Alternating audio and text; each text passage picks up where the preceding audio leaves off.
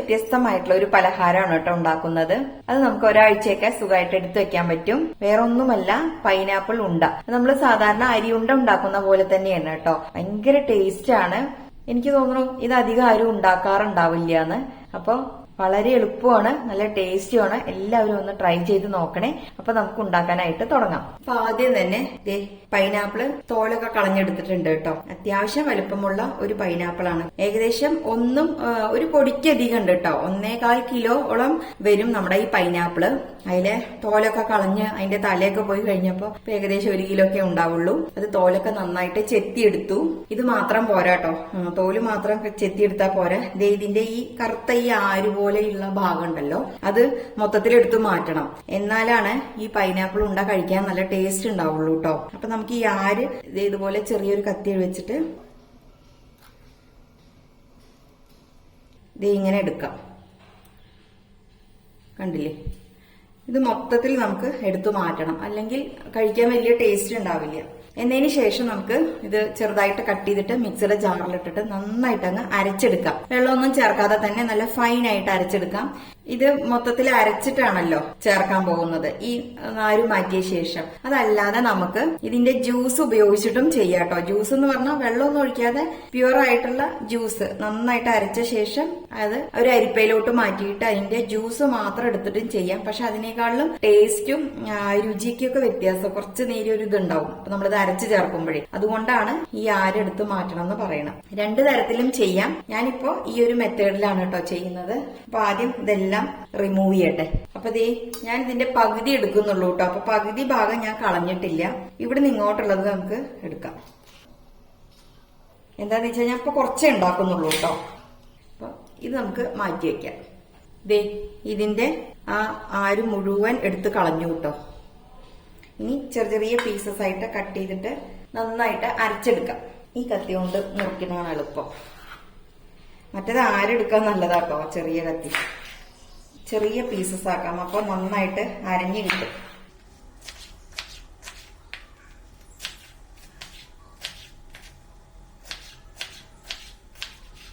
ഒന്ന് കപ്പിൽ അളന്നെടുക്കട്ടെ. ഇതിന്റെ ഒന്നും ആവശ്യമില്ല കേട്ടോ. നമ്മള് പൈനാപ്പിള് കുറച്ച് കൂടിയാലും കുറച്ച് കുറഞ്ഞാലും കുഴപ്പമൊന്നുമില്ല. നന്നായിട്ട് നിറച്ചെടുത്തിട്ടുണ്ട്.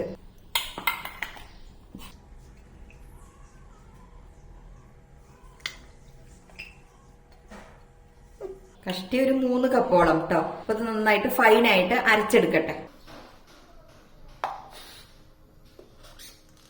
അപ്പൊ നമ്മുടെ 3 കപ്പ് ചോപ്പ്ഡ് പൈനാപ്പിള് നല്ല ഫൈനായിട്ട് അരച്ചെടുത്തിട്ടുണ്ട്. ഒട്ടും കട്ടയും തരിയൊന്നും ഇല്ലാതെ നല്ല ഫൈനായിട്ട് അരച്ചെടുക്കണം കേട്ടോ. ഇതിനിപ്പുറത്തോട്ട് മാറ്റാം. അടുത്തത് നമുക്ക് ഇതിലോട്ട് പുഴുക്കല്ലരി, നമ്മൾ സാധാരണ ചോറുണ്ണാനൊക്കെ എടുക്കുന്ന അരി ഉണ്ടല്ലോ. ഇതിലിപ്പോ ഒരു അളവിലൊന്നും അല്ല കേട്ടോ ഞാൻ എടുത്തിരിക്കുന്നത്. ഏകദേശം ഒരു 4 കപ്പ് എടുത്തിട്ടുണ്ട്.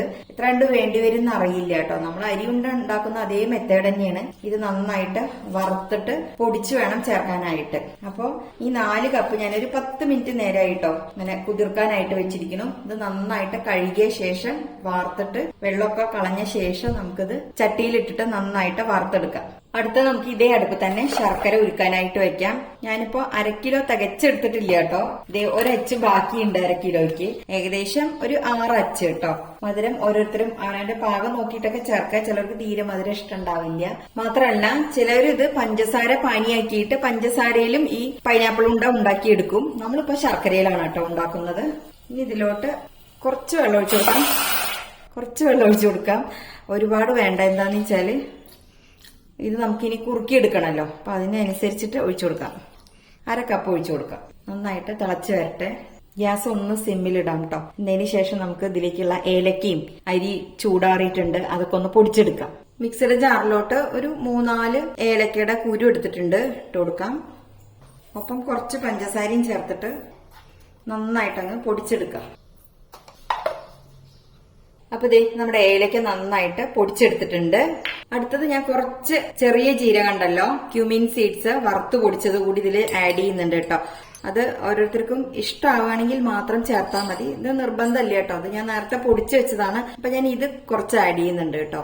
അതല്ല, ഈ ഏലക്ക വെച്ചിട്ടും നമുക്കിത് ചെയ്യാവുന്നതാണ് കേട്ടോ. അപ്പൊ നമുക്കിനി അടുത്തത് അരി പൊടിച്ചെടുക്കാം. നമ്മുടെ അരി വറുത്തൊക്കെ നല്ലപോലെ ചൂടാറിയിട്ടുണ്ട്.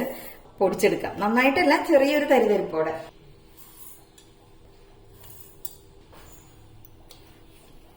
അപ്പൊ ഇതേ അരിയൊക്കെ പൊടിച്ചെടുത്തിട്ടുണ്ട്. ചെറിയ തരിതരിപ്പ് മതി കേട്ടോ. ഒത്തിരി വലിയ തരിതരിപ്പായാലേ നമുക്ക് കഴിക്കുമ്പോൾ വലിയ ടേസ്റ്റ് തോന്നില്ല. എന്നാൽ നന്നായിട്ട് പൊടിയും വേണം, എന്നാൽ ചെറിയൊരു തരിപ്പ് അത്രേ വേണ്ടുള്ളൂ. നമ്മൾ ഈ അരി ഉണ്ടയൊക്കെ ഉണ്ടാക്കില്ലേ, ആ ഒരു രീതിയിൽ കേട്ടോ. നമ്മൾ 4 കപ്പ് അരി 10 മിനിറ്റ് കുതിർത്ത ശേഷമാണ് വറുത്ത് പൊടിച്ചെടുത്തിരിക്കുന്നത് കേട്ടോ. അപ്പൊ നമ്മുടെ ശർക്കര പാനി റെഡി ആയിട്ടുണ്ടാവും, നോക്കാം. അപ്പൊ ശർക്കര നന്നായിട്ട് ഉരുകി പാനിയായിട്ടുണ്ട് കേട്ടോ. ഇത് പുറത്തോട്ട് മാറ്റി വെക്കാം. ഇത് ലാസ്റ്റ് ഇതിലൊക്കെ ഒഴിക്കണ സമയത്ത് നമുക്ക് അരിച്ചൊഴിക്കാം. ഇനി നമുക്ക് ഇതിലോട്ട് തേങ്ങ ഒന്ന് ചൂടാക്കി എടുക്കണം. എന്താന്ന് വെച്ചാല് കുറച്ചു ദിവസം എടുത്തു വെക്കണം എന്നുണ്ടെങ്കിൽ മാത്രം ഇതുപോലെ ചെയ്താൽ മതി കേട്ടോ, ചൂടാക്കിയാൽ മതി. അതല്ലാന്നുണ്ടെങ്കിൽ ഇതങ്ങനെ ഡയറക്റ്റ് ഇട്ടിട്ട് ശർക്കര പാനി ഇതിലേക്ക് ഒഴിക്കാം. എന്നിട്ട് നമ്മൾ പൈനാപ്പിളിന്റെ പ്യൂരി കൂടി ഒഴിച്ചിട്ട് ഒരു നൂൽപാകത്തിന് എടുത്ത ശേഷം അരി വറുത്ത് പൊടിച്ചത് ചേർക്കാം കേട്ടോ. അതല്ല നമ്മൾ എടുത്തു വെക്കുകയാണെന്നുണ്ടെങ്കിൽ തേങ്ങയുടെ പാലുണ്ടെങ്കിൽ ചിലപ്പോൾ പെട്ടെന്ന് ചീത്തയായി പോകും. നല്ല പാലുള്ളതാണെങ്കിൽ കൈ കൊണ്ടൊന്ന് പിഴിഞ്ഞെടുത്തിട്ട് തേങ്ങയുടെ പീര മാത്രം ചേർക്കുക. അതല്ലെങ്കിൽ ഇതുപോലെ ഒന്ന് ചൂടാക്കുക, അത്രേ വേണ്ടുള്ളൂ. പിന്നെ ഈ തേങ്ങയുടെ അളവിനൊന്നും ഒരു പ്രത്യേക കണക്കില്ല കേട്ടോ. നമ്മുടെ രുചിക്ക് അനുസരിച്ച് നമുക്ക് ചേർക്കാം. ഞാനിപ്പോ ഏകദേശം ഒരു 3 കപ്പോളം ചേർക്കാന്നാ വിചാരിക്കുന്നത്. കാരണം പൈനാപ്പിളും 3 കപ്പാണല്ലോ എടുത്തിരിക്കുന്നത്. അപ്പൊ ആ രീതിയിൽ എടുക്കാന്ന് വെച്ചിട്ടാണ്. തേങ്ങയുടെ അളവൊക്കെ കുറച്ച് കൂടുകയോ കുറയുകയോ ഒക്കെ ചെയ്യാം കേട്ടോ. 3 കപ്പ് എടുത്തിട്ടുണ്ട്. ചെറിയ തീയിൽ ഒന്നങ്ങ് ചൂടാക്കി എടുത്താൽ മതി. ഒരുപാട് വറുത്തൊന്നും പോകരുത് കേട്ടോ. ആ പച്ച തേങ്ങയുടെ ആ ടേസ്റ്റ് തന്നെ കിട്ടണം. ഞാൻ ചുരവി വെച്ചതിൽ ഒരു കുറച്ചുകൂടി ഉണ്ട് കേട്ടോ, അതുകൂടി ചേർക്കണം. ഏകദേശം ഒരു 3.25 കപ്പോളം. ഇപ്പൊ 2 കപ്പേ കയ്യിലുള്ളെങ്കിൽ അത്ര ചേർത്താൽ മതി കേട്ടോ. തേങ്ങ ചെറിയ തീയില് ഒന്നങ്ങ് ചൂടാക്കി എടുക്കാം. ഇങ്ങനെ ചെയ്യുമ്പോൾ ഒരാഴ്ചയൊക്കെ നമുക്ക് ഈ പൈനാപ്പിൾ കൊണ്ട് എടുത്തു വെക്കാനായിട്ട് പറ്റും കേട്ടോ. ഇതൊന്ന് എല്ലാവരും ഒന്ന് ട്രൈ ചെയ്ത് നോക്കണം കേട്ടോ. നല്ല ടേസ്റ്റ് ഉള്ള ഒരു പൈനാപ്പിൾ ഉണ്ടയാണിത്. ഇത് ശരിക്കും ഞാൻ കഴിച്ചിരിക്കുന്നതേ ഞങ്ങളുടെ നൈബർ സാജോങ്ങളുണ്ട്. സാജോങ്ങളുടെ സിസ്റ്റർ ഉണ്ടാക്കിയിട്ട്, സിസ്റ്റർ ആണോ ഇനി സാജോങ്ങളുടെ ഏട്ടന്റെ വൈഫാണോ എന്ന് എനിക്കറിയില്ല. പുള്ളി നാട്ടിൽ പോയിട്ട് വരുമ്പോൾ ഞങ്ങൾക്ക് ഇതുപോലെ കൊണ്ടുവന്ന് തരികയുണ്ടായി. എന്റെ ഓർമ്മ ശരിയാണെങ്കിൽ സിസ്റ്റർ ആണെന്നാണ് കേട്ടോ. ആരാന്ന് എനിക്ക് അറിഞ്ഞൂടെ കറക്റ്റ് ആയിട്ട്. അങ്ങനെയാണ് ഞാനിത് കഴിക്കുന്നത് കേട്ടോ. ശരിക്കും ഇത് കോട്ടയംകാരുടെ ഒരു സ്പെഷ്യൽ ഐറ്റം ആണെന്നാണ് കേട്ടോ ഞാൻ കേട്ടിരിക്കുന്നത്. നമ്മുടെ ഇവിടങ്ങളിലൊന്നും ഞാൻ ഇത് കണ്ടിട്ടില്ല. അന്ന് കഴിച്ചപ്പോ എനിക്ക് ഉണ്ടാക്കണം എന്ന് അപ്പൊ തുടങ്ങിയത് കേട്ടോ. ഇപ്പോഴേ നടന്നുള്ളൂ എന്ന് മാത്രം. ഇത്രയും മതി. ഇനി നമുക്ക് ഇതിലോട്ട് ഈ ശർക്കര ഒന്ന് അരിച്ചിട്ട് ഒഴിക്കാം. അല്ലാന്നുണ്ടെങ്കിൽ കല്ല് കടിക്കും. നമ്മൾ 1/2 കപ്പ് വെള്ളം ഒഴിച്ചുള്ളൂ അല്ലേ. എന്നിട്ട് തന്നെ കണ്ടില്ലേ കുറച്ച് ലൂസാണ്. ഒരു 1/4 കപ്പൊക്കെ വെള്ളം ഒഴിച്ചിട്ട് ശർക്കര ഉരുക്കിയെടുത്താൽ മതി കേട്ടോ. അല്ലെങ്കിൽ ഇനി ഇത് കുറുകി വരാൻ കുറെ സമയം എടുക്കും. അത് കാരണം ഒന്നങ്ങ് ഇളക്കി കൊടുക്കാം. ഒപ്പം നമുക്ക് ഈ പൈനാപ്പിൾ അരച്ചത് കൂടി ചേർക്കാം. ഇനി ഒന്ന് ഇളക്കി കൊടുക്കാം. ഇനി നന്നായി ഇരുന്ന് കുറുകട്ടെ. ശരിക്കും നമ്മൾ കയ്യിൽ ഇങ്ങനെ എടുക്കുമ്പോഴേ ഒരു നൂൽ പരുവുണ്ടല്ലോ, അതുവരെ ആവണം കേട്ടോ. അതുവരെ നമുക്ക് വെയിറ്റ് ചെയ്യാം. കുറച്ചുകൂടി കഴിഞ്ഞിട്ട് നമുക്ക് ആ ജീരകത്തിന്റെ പൊടിയും ഏലക്കപ്പൊടിയൊക്കെ ചേർക്കാം. അപ്പൊ ഇരുന്നൊന്ന് കുറുകട്ടെ. ഇടയ്ക്കിടയ്ക്ക് ഇളക്കി കൊടുക്കണേ, അത് മറക്കരുത്. അപ്പൊ ദേ ചെറുതായിട്ടൊന്ന് കുറുകി തുടങ്ങി. ഈ ടൈമിൽ നമുക്ക് ഏലക്കപ്പൊടിയും ജീരകം വറുത്ത് പൊടിച്ചതും ചേർത്ത് കൊടുക്കാം. 1/2 ടീസ്പൂൺ ജീരകം വറുത്ത് പൊടിച്ചത് കൂടി ചേർക്കാം. നന്നായിട്ടൊന്ന് മിക്സ് ചെയ്ത് കൊടുക്കാം. കുറച്ചുകൂടി ജീരകത്തിന്റെ പൊടി ചേർക്കാൻ തോന്നുന്നു കേട്ടോ. വളരെ കുറച്ചൊരു 1/2 ടീസ്പൂൺ കൂടി ചേർക്കാം. ഇതൊക്കെ നിങ്ങളുടെ ടേസ്റ്റിനനുസരിച്ച് ചേർക്കാവുന്നതാണ് കേട്ടോ. ഏലക്കപ്പൊടി ജീരകം വറുത്ത് പൊടിച്ചതൊക്കെ. ഇത് നല്ലോണം ഡ്രൈ ആയി തുടങ്ങിയിട്ടുണ്ട്, പാകമായിട്ടുണ്ട് കേട്ടോ. നമുക്കൊന്ന് നോക്കാം. ഒരു നൂൽ പരുവായോ. നല്ല ചൂടാണ്. കണ്ടില്ലേ, ഇത്രയും മതിയാവും. അപ്പൊ തേങ്ങയും ശർക്കരയും നന്നായിട്ട് അങ്ങ് വറ്റി വന്നിട്ടുണ്ട്.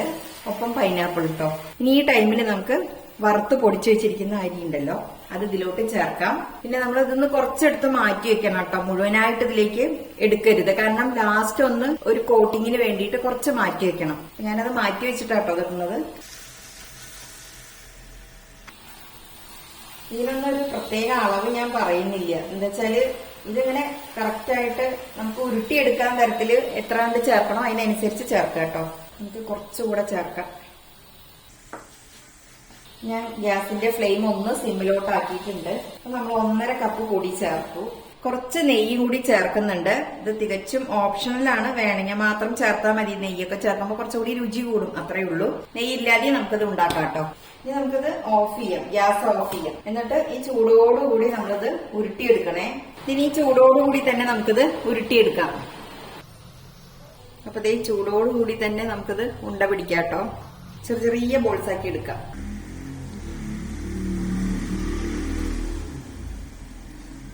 അതിന് ശേഷം ഇങ്ങനെ കഴിക്കാം, അതല്ലാന്നുണ്ടെങ്കിൽ ഇതുപോലെ ഒന്ന് കോട്ട് ചെയ്തെടുക്കാം.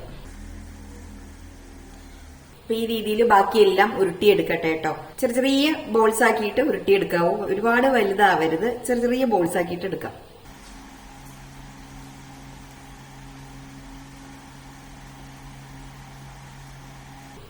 അതുപോലെ ബാക്കിയെല്ലാം ഉണ്ടാക്കിയെടുക്കട്ടെ കേട്ടോ, എന്നിട്ട് കാണാം. അപ്പൊ ദേ നമ്മള് അരിയുണ്ട എല്ലാം ഉരുട്ടിയെടുക്കുന്ന പോലെ പെട്ടെന്ന് തന്നെ ഉരുട്ടിയെടുക്കണം കേട്ടോ, അല്ലാന്നുണ്ടെങ്കിൽ അതിങ്ങനെ ഹാർഡാവും. അപ്പൊ ആ രീതിയിൽ വേണം നമ്മളിത് ഉരുട്ടിയെടുക്കാനായിട്ട്. പിന്നെ നമ്മൾ അരിപ്പൊടിയുടെ കാര്യം എത്ര അളവ് എന്ന് പറയാന്ന് പറഞ്ഞല്ലോ. നമ്മൾ 4 കപ്പാണല്ലോ അരി കുതിർത്തത്, അത്ര ആവശ്യമില്ല കേട്ടോ. ഏകദേശം ഒരു 2 കപ്പോളം മതിയാവും കേട്ടോ.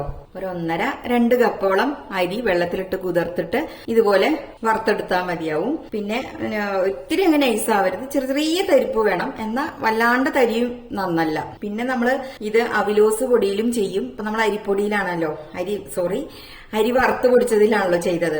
അത് അവിലോസ് പൊടി ഉണ്ടെങ്കിൽ അതിലും ചെയ്യാം. അതേപോലെ നമ്മളിതിൽ ശർക്കര യൂസ് ചെയ്തത്, ശർക്കരയ്ക്ക് പകരം പഞ്ചസാരയാണെങ്കിൽ അങ്ങനെ യൂസ് ചെയ്യാം. നമ്മള് കുറച്ചും കൂടി നല്ലതല്ലേന്ന് കരുതിയിട്ട് ശർക്കര എടുത്തോന്ന് മാത്രം. പിന്നെ നമ്മളിതിൽ ലാസ്റ്റ് പൊടി ചേർക്കുമ്പോഴേ അരി വറുത്ത പൊടി ഉണ്ടല്ലോ, അത് ചേർക്കുമ്പോ 1 അല്ലെങ്കിൽ 1.5 കപ്പ് കൂടി പോവരുത് കേട്ടോ. കൂടി കഴിഞ്ഞാൽ നമുക്ക് ആ പൈനാപ്പിളിന്റെ കറക്റ്റ് ടേസ്റ്റ് കിട്ടില്ല.